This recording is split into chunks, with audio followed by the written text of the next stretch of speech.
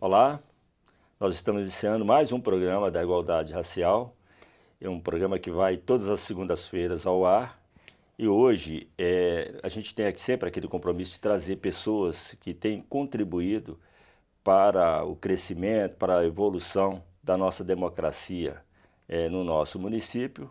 E hoje a gente recebe Marcos Alcântara, superintendente interino da Fundação Cultural, e ele vai contar um pouco, né, dessa sua trajetória exitosa, e a gente tem esse prazer, então, de receber no nosso estúdio Marcos Alcântara. O prazer é todo meu, né, Vitinho? Primeiramente pela nossa amizade, claro, né? Que é uma amizade desde quando eu era pequeno, desde... Não que você acompanhou esse processo todo, porque a diferença de idade é pouca, mas você estava dentro desse processo desde quando, acho que eu tinha uns 12, 13 anos. Ah, por aí. Que foi quando Itabira nos deu uma oportunidade. Sim. Eu falo que Itabira nos deu uma oportunidade porque... eu tinha um grupo de amigos, né? Eu tenho até hoje esse grupo de amigos. Cresceu, né? Só que cada um foi para um lado, né? Foi buscar o seu caminho. E a gente vivia muito nas ruas de Itabira, e principalmente na parte histórica de Itabira, que era onde a gente encontrava muito com você. E você sempre dando pra gente bons conselhos. E quando eu estou aqui hoje no programa, né, que vai tratar sobre igualdade racial, me faz refletir um pouco da minha história. Porque eu venho de uma família que cultua a cultura por meio dos tambores. Sim. Essa família sempre... Os ancestrais, né? Sim, sempre foram muito incentivadores a ter esse olhar para a cultura. Porque a musicalidade africana ou a musicalidade afro-brasileira esteve presente na minha família e está presente até hoje. Então eu venho de uma família que a dança ela tem uma expressão muito forte, que o tambor tem um sentimento, assim, a batida da emoção, do calor que nós precisamos ter um com os outros. Além disso, toda essa tradição da nossa história, principalmente da história negra, do negro no nosso país. Quando a gente fala do negro no nosso país, a gente para pensar que tudo que hoje acontece de bom, de positivo, teve as nossas mãos. Teve as mãos dos nossos ancestrais, e isso é importante. Sobretudo, teve a nossa energia, né? A energia positiva, aquela que demonstra a nossa resistência, né? E isso é que faz esse povo, né? Esse povo negro vibrar, né? Porque esse sentido da superação. E superação acho que tem tudo a ver com você, né? Porque você começou desde cedo, né? 12, né? A gente tinha essa história daquela época lá dos nossos eventos na rua Tiradentes, né? Os paredões. E os paredões. E aí eu sempre te acompanhei, né? E a gente vem acompanhando desde, né, os Drummondzinhos. E aí tem história, que eu quero que você conte dessa história pra gente, né? Eu vou contar. E antes dos Drummondzinhos, eu sempre analisei a minha vida em 2 pontos. Porque eu nasci numa vila, né? Fui criado nessa vila, que é na Vila Piedade. E morei a maior parte da minha vida na Rua Luiz Ventura, que é em frente à Policlínica. Só que desde pequeno eu tinha uma observação que é até curioso, assim, porque ao lado esquerdo da minha casa eu tinha a comunidade ali, ou a favela, que todo mundo chamava de favela Marajó. Ao lado direito, eu tinha, subindo o morro, eu tinha a antiga zona da cidade. A zona do Sozinho, né? Isso. Que tem aquela história, né? E quando a gente para analisar, todos os 2 contextos têm um contexto cultural. Sim. Tem um contexto cultural. A gente tem que parar para analisar todo esse contexto. Mas aí eu ficava sempre pensando assim, porque eu convivi com essas 2 realidades da minha infância, né? Até mesmo antes de entrar no Drummondzinho. Ia na favela do Marajó, ia na praça onde situava essa antiga zona da nossa cidade. As pessoas conversavam comigo, trocavam ideia, me orientavam, me xingavam, me mostravam caminhos certos, me mostravam caminhos errados. E eu tive muita oportunidade na minha adolescência de me envolver com coisas erradas.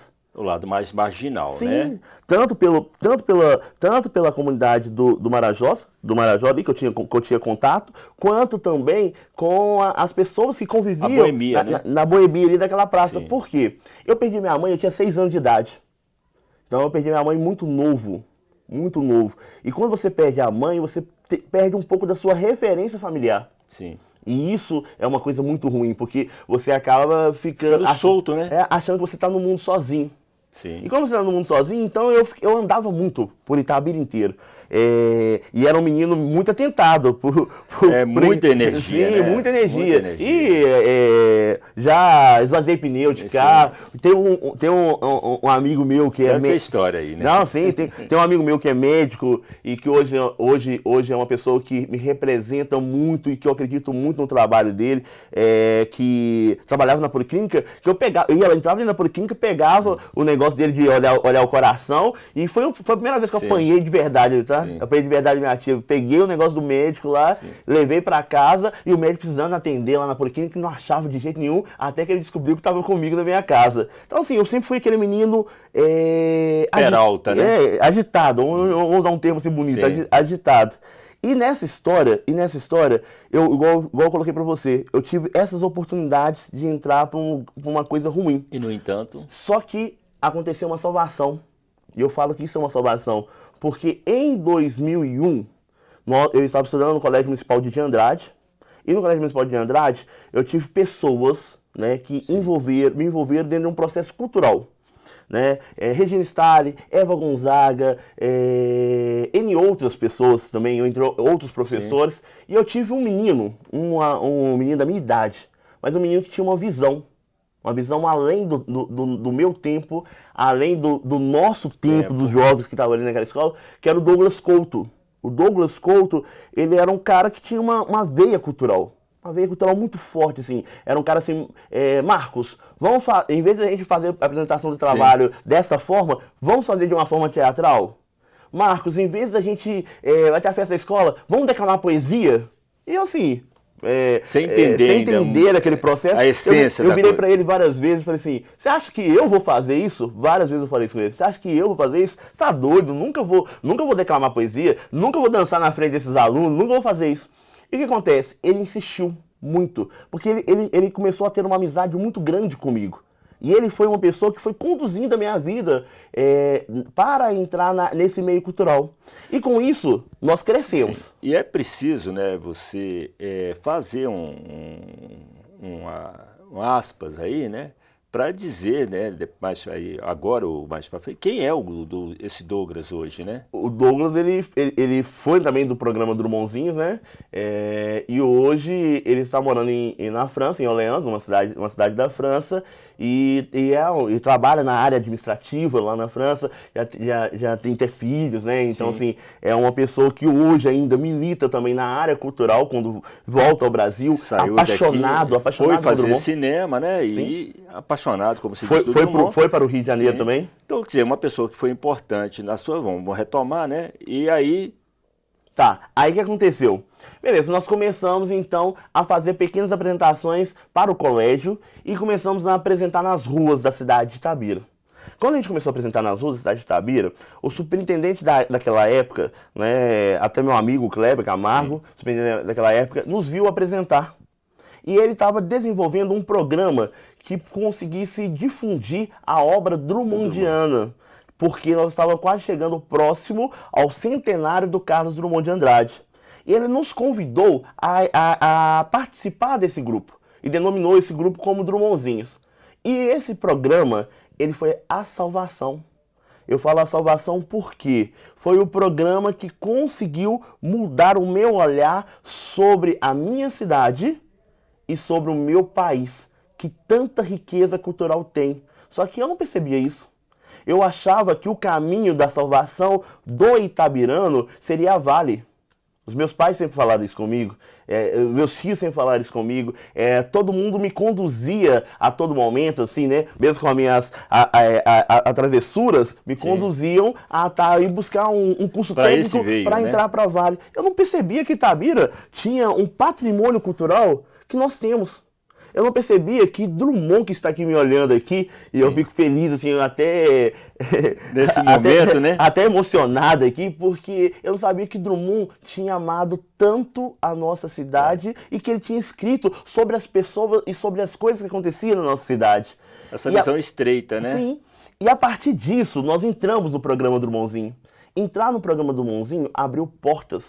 E eu falo isso até hoje com os nossos Drummondzinhos. E continua abrindo portas. Acho que as pessoas precisam entender, né, qual que é a conceituação, né, dos Drummondzinhos e a extensão macro desse programa que criou oportunidades, Marcos, e, sobretudo, né, continua, né, sendo uma referência da nossa obra, do nosso poeta Casumão de Andrade. Sim. Porque ele é um... Ele para mim é a pessoa que realmente pode trazer a diferença para a economia da cidade de Itabira. Eu também não tenho dúvida com relação a isso. E ainda eu pego além dele, nós temos o Nilton Baiandeira, que para mim outro assim, expoente, né? É fantástico. Além da riqueza da obra poética do Drummond, contextualizada pelos caminhos drummondianos, contextualizada pelos nossos casarões, contextualizada pelos equipamentos culturais pertencentes à fundação, nós ainda temos N outras possibilidades, igual eu te falei do Milton Baiandeira, as belezas naturais que nós temos na cidade, a história dos quilombos que nós temos na nossa cidade, a história do negro, do envolvimento do negro. A presença do negro, Tudo né? isso não é só o Brasil que está querendo saber não dessa história. O mundo inteiro compra essa história. Nós precisamos entender, e é uma coisa que eu bati muito durante esse período, que cultura não é apenas entretenimento. Cultura também é geração de renda, é geração de emprego. A cultura a gente pode utilizá-la para até mesmo possibilitar, diante dessa cadeia de serviços, né, na parte econômica, um novo olhar para a economia da cidade de Itabira. E fazer isso de forma prazerosa. Sim, e que é válido, né? Contar a nossa história.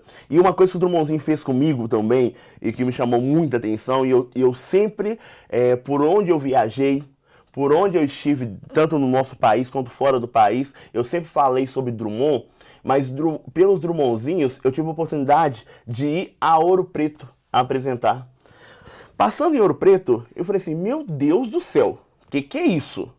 Um conjunto arquitetônico pela cidade inteira, porque eu conheci aqui a Rua Tiradentes, nossa, Sim. né? Aqui depois eu andava mais um pouquinho, chegava ali perto do Coronel Zé Batista, tinha algumas coisas, tinha mais alguns casarões históricos, Sim. Mas quando eu vi aquele contexto todo, né, aquele complexo histórico com muita presença até do negro ali também, porque tudo foi construído pelo negro. Bom, eu vou te pedir licença, Marcos, para a gente fazer um pequeno intervalo desse primeiro para o segundo bloco, e aí o Marcos volta contando como é que se deu a sua entrada em Ouro Preto, né, e a sua evolução.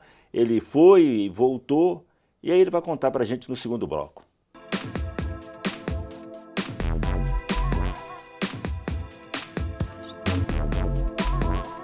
Todos os dias, meninas e meninos são vítimas de muitas formas de violência. E o pior é que muita gente finge não ver nem ouvir e silencia. Não desvie o olhar. Fique atento. Denuncie. Proteja. A responsabilidade de proteger as crianças e adolescentes é de todos. Procure o Conselho Tutelar ou Disque 100. Secretaria de Direitos Humanos, Governo Federal.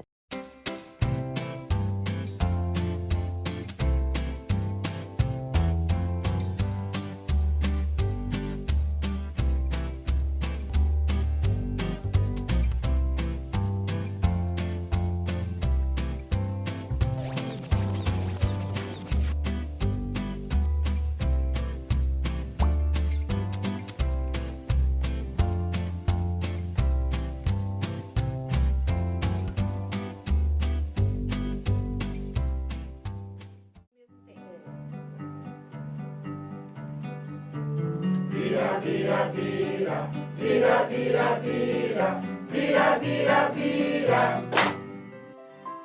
O combate à dengue está em suas mãos. O mosquito não para e o trabalho de prevenção também não.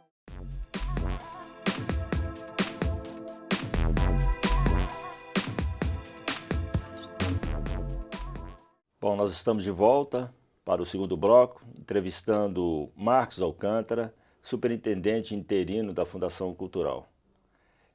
O Marcos contava para a gente, né, um pouco dessa sua trajetória, fazendo um bypass da sua vida, e ele retorna agora contando para a gente um pouco mais da sua vivência em Ouro Preto. Não é isso mesmo, Marcos? Sim, e igual eu estava te falando, né, o Drummondzinho me levou a Ouro Preto para poder fazer uma apresentação, e depois de 2 anos eu volto a Ouro Preto.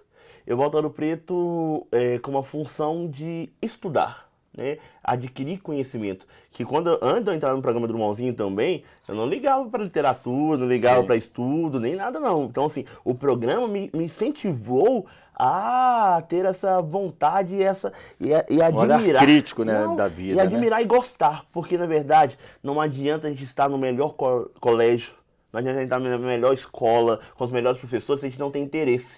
Então o Drummondzinho me despertou a ter esse interesse pelos estudos. E o estudo abriu uma porta para mim dentro da cidade de Ouro Preto, porque primeiramente, quando eu cheguei em Ouro Preto, eu entrei em Ouro Preto e falei assim, não, vou fazer um curso que a minha família está querendo que eu faça, que era o curso técnico em edificações, voltando de novo a visão que o Marcos tinha que trabalhar na Vale. De novo a visão, voltando a visão, de novo. Quer dizer, você retornando, né? Mas eu já estava em Ouro Preto. Mas aí eu consegui convencer a minha família a deixar eu ir para Ouro Preto para fazer um curso técnico de edificações, pensando em trabalhar na Vale, não era na área cultural. Quando eu entro no Cefet, né, que é a Escola Técnica de Ouro Preto, eu tive uma oportunidade de vivenciar uma escola que era totalmente aberta. Primeiro, era uma escola que não se tem portão. É uma escola que o professor, se você não quer ir na aula, ele também não te obriga a você estar dentro da sala de aula. Se você começou a ver a aula lá, não gostou daquilo que o professor está falando, você pode sair e continuar dentro do campus. A questão da liberdade, né? O campus era do tamanho de um bairro. Eu falei, meu Deus do céu, que escola é essa que eu tô? No campo, no tamanho do bairro. A comida, meu Deus do céu, que era uma comida maravilhosa, né? Gordinho, gosta de comer, né? Era um bandejão que as meninas colocavam pra gente no dia da lasanha, uma lasanha que era do tamanho do céu. As carnes, a gente tratava as mulheres bem, as mulheres davam pra gente umas carnes boas, grandes, assim. Então, assim, eu comecei a perceber que tinha outras possibilidades, além do que eu tinha vivenciado em Itabira. E eu comecei a perceber também que era necessário eu me envolver, além do processo cultural, além do processo de tentar arrumar um emprego, era necessário eu vivenciar e participar da vida do dia a dia, da cidade de Ouro Preto e do dia a dia do nosso país. Foi aí que eu fui despertado para uma coisa que me chama muita atenção e eu acho que foi um caminho mais certo que eu escolhi na minha vida. Que foi a política. O lado da política, né? Foi a política. Mexer com isso aí, eu ia te dar uma cutucada. Dentro do Cefet tinha um movimento que chamava-se União da Juventude Socialista, UJS. A UJS abriu meu mundo. Primeiro, eu comecei a entender que nem tudo era o capital. Nem tudo era o dinheiro, que eu tinha que me envolver de uma questão social, que eu tinha que me envolver em projetos que realmente iriam beneficiar o nosso país, e eu fui entrar nessa militância. Participei da militância, fui para congresso da UJS, fui para congresso da UMES, né, da UMES Ouro Preto, fui para congresso da UCMG, do Estado. Na verdade foi uma lavagem cerebral, né? Sim, foi, porque primeiro entender Karl Marx. Sim. Entender toda a visão do Karl Marx, que era totalmente diferente da minha realidade. Que é a visão do capital. Sim. É você entender como é que é essa dinâmica, né? Como é que era tratado o capital dentro da ótica do Marx. E entender que era possível a gente buscar igualdade. Sim. Que é uma questão que você milita, uma questão que eu milito, cada um nas áreas, mas uma área complementando a outra. E o Karl Marx mostrou uma possibilidade do socialismo. A UJS me mostrou isso. E com aquilo eu fiquei assim, apaixonado. Falei assim, eu vou ser revolucionário. Eu quero um país diferente. Eu quero uma cidade diferente. Com isso, me convidaram para eu ser o presidente do Grêmio Estudantil do Cefet. Eu fui durante... Mais uma outra experiência interessantíssima. Aí eu parei, então, parei de mexer com a área da cultura, com a área cultural, de ser ator, de ser artista, né? De apenas estar ali apresentando nos palcos. E comecei a usar todo esse conhecimento da área cultural para poder falar para o outro sobre uma coisa que eu acredito, que é a justiça social. Que a gente tem que ter essa preocupação para com o outro, não apenas pensar no Marcos aqui. Ah, se o Marcos tem um bom salário, eu tenho que pensar como que eu vou conseguir que aquelas pessoas também vão conseguir ter uma distribuição de renda. Então, tudo isso, dentro desse movimento que eu participei, eu tive essa oportunidade. Eu assumi a presidência do Grêmio, do Cefet. Depois, eu fiz uma campanha por todas as escolas da rede municipal e estadual do município de Ouro Preto. Assumi a presidência da União Municipal dos Estudantes Secundaristas, aí que já era a entidade que coordenava Aumentou a rede, né? que coordenava toda a política dos estudantes secundaristas do município de Ouro Preto. Fui diretor da União Colegial de Minas Gerais, aí já fui para o Estado. Dentro do Estado eu tive contato com deputados, com senadores, com o governador, porque a gente discutia. Teve uma história engraçada, e isso aconteceu em Itabira e aconteceu em Ouro Preto.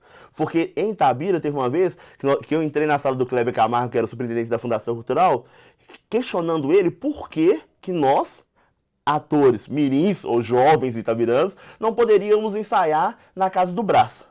Porque a gente precisava de um espaço para ensaiar. Então eu fui lá questionar, foi eu, Douglas, Aline, Kaká, lembro disso, e chegamos nesse momento com o Kleber foi nos recebeu, nos acolheu e conseguiu o espaço. Mas quando ele bateu na porta lá da Casa do Brás, a gente não conseguiu. Então isso me mexeu muito comigo. Em Ouro Preto aconteceu um fato também engraçado. Eu era presidente da União Colegial de Minas Gerais, da União Municipal dos Estudantes Secundaristas, e a secretária de Educação não queria dar assento para a gente no Conselho de Educação. Nós fomos lá também, levamos estudantes, fizemos uma pressão e conseguimos. Então a gente percebe que o caminho para a sociedade fazer a diferença é com participação. Que foi aí que eu pude estudar, pude atenar para essas linhas e começar a escrever também sobre isso. Então eu publiquei 3 livros, e um do livro, o último livro é o Gestão de Política Pública para e com a Juventude. Por quê? Despertar esse olhar no jovem, que o jovem pode fazer a diferença. E que nós, sociedade civil, muitas vezes ficamos de braços cruzados, esperando o governo fazer, esperando que os gestores municipais resolvam os nossos problemas, sendo que a forma da gente conseguir fazer com que as coisas aconteçam é se a gente realmente participar das discussões e dos debates, que é uma coisa que eu chamo até mesmo a população itabirana para ter esse novo olhar. O novo olhar, porque nós estamos passando por um momento importante também na cultura itabirana, que é a elaboração do plano decenal, onde nós temos que inserir, Bitinho, todas essas demandas, todos esses anseios da comunidade negra, onde nós temos que inserir todos esses anseios dos atores de Itabira, do meio cultural. Então, assim, é um momento para realmente a gente redesenhar, mas esse redesenho não pode ser de uma forma irresponsável. Nós temos que ter responsabilidade daquilo que estamos fazendo. Marcos, é importante, inclusive, né, quando você faz esse chamamento para a juventude, é que é necessário que a população não se recrudesça, que ela não se feche, porque quando você diz plano decenal, significa estabelecer política para 10 anos à frente, e a gente precisa ser responsável nesse aspecto, porque é o legado que a gente está deixando para essa juventude. Então, eu acho que esse aviso que você está fazendo aqui é um momento que as pessoas devem realmente fazer essa reflexão, porque algo, né, nos meus 30 anos, né, de militante, de produtor cultural, que venho, né, sempre aspirando, né, esse lugar ao sol, né, através dos nossos trabalhos na produção. Então, acho que esse chamamento deve ser olhado com muito carinho, né, e eu volto de novo a palavra a você, né, porque é importante ouvir essa experiência que você está nos mostrando, nos trazendo. E tem umas ações que foram balizadoras para essa construção.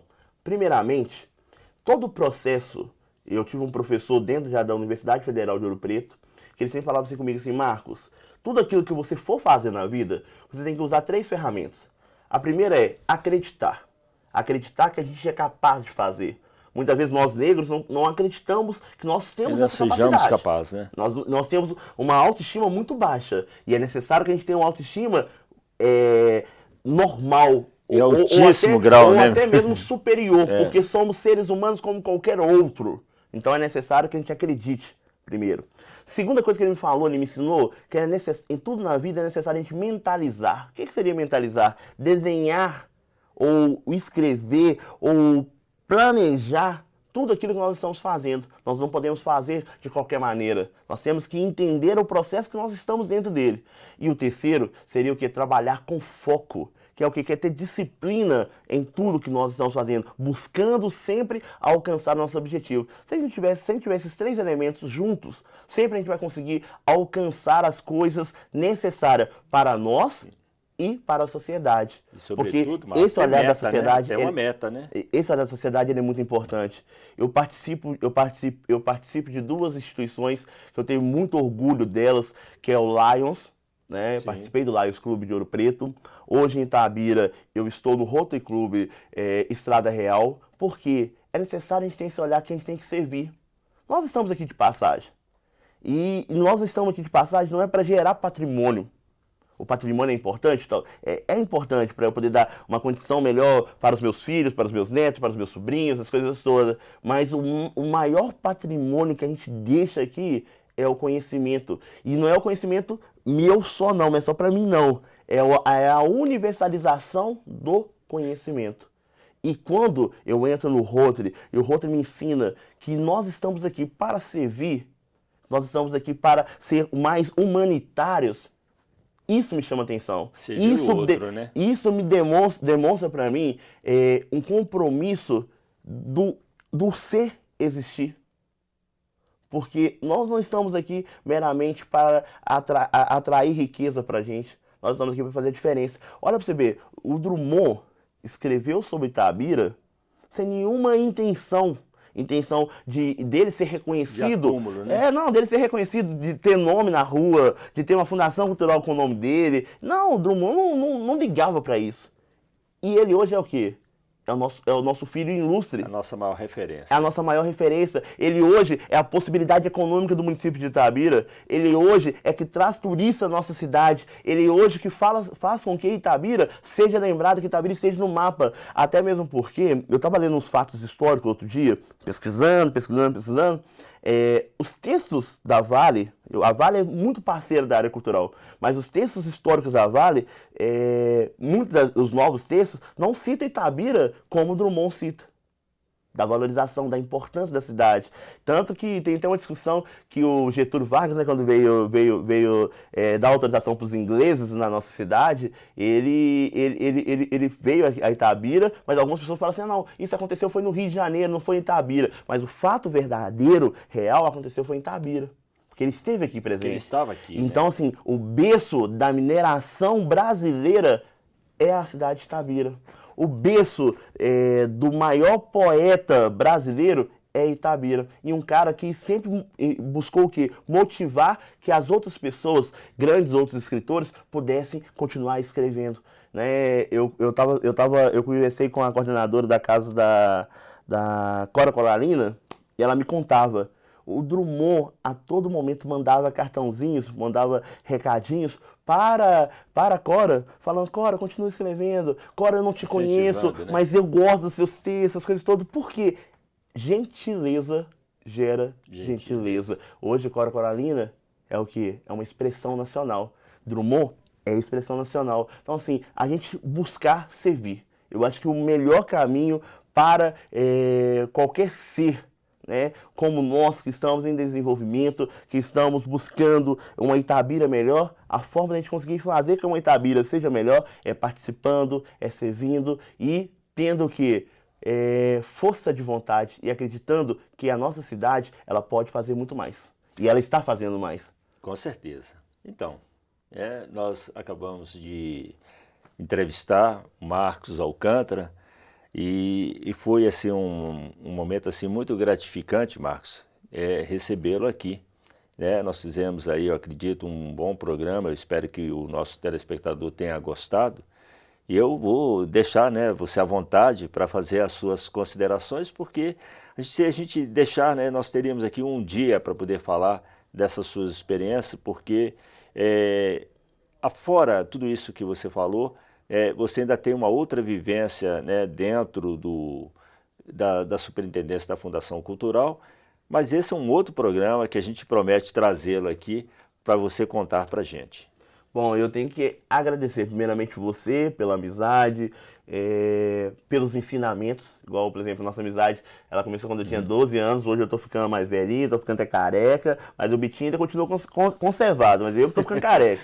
Bondade sua, bondade. Mas começou quando eu tinha 12 anos. Eu tenho que agradecer muito também pessoas que me ajudaram muito na cidade de Itabira. A tia Sônia foi uma pessoa assim, fantástica nesse processo de desenvolver culturalmente.